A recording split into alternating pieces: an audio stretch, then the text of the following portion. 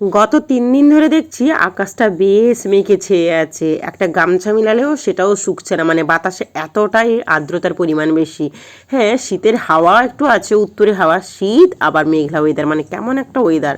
আর এই ওয়েদারে আমার বেশ ইচ্ছা লাগে একটু তেলে ভাজা কিংবা মাংস কিংবা ঘুগনি।